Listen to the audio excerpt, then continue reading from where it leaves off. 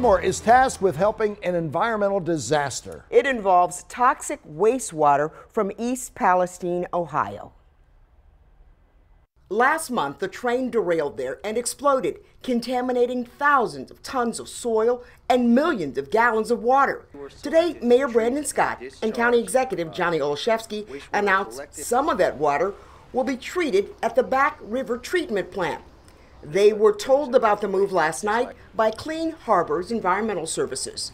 They're a contractor that cleans up messes nationwide. They say they will bring 675,000 gallons of that water to Baltimore to be treated. Both Scott and Olszewski say they have grave concerns about what this will involve. We understand and know that EPA and MDA chose the backwater treatment plant because the plant can handle the pre-treated wastewater and is operating in good standing, but we remain deeply cautious about the impact to our system. We want to make sure that our residents have every confidence that if this is going to happen, it's done safely. And so our teams will be joining with the mayor's team to ensure that we are asking as many questions as we can. Several of those questions tonight surround the treatment plant. Just last week, an explosion forced workers to evacuate. That happened at a contractor-owned building where wastewater was purified. The Department of Public Works says the rest of the plant was not damaged.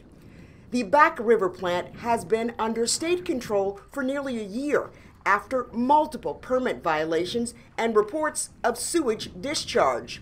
The state took control when the city failed to act.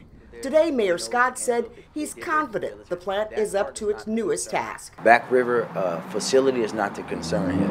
The concern that we should be talking about, twofold should be. One, we should be talking about the fact that Back River was chosen as a place to do this because it's operating in good standing. But the real concern should be about why these things are coming here and what's going to be put in place to make sure that our residents are safe.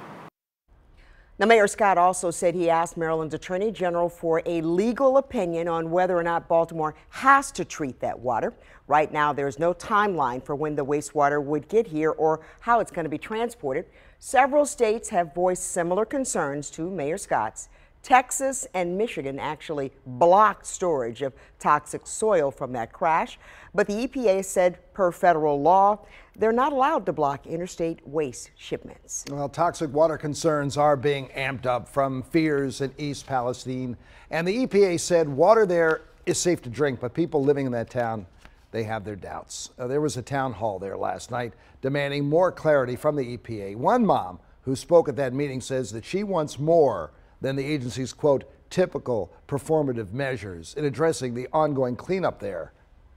Want to stay, but we only want to stay if it's safe. And I think there is a lot of inconsistencies in the information that's been given out from the EPA and from, the government agencies.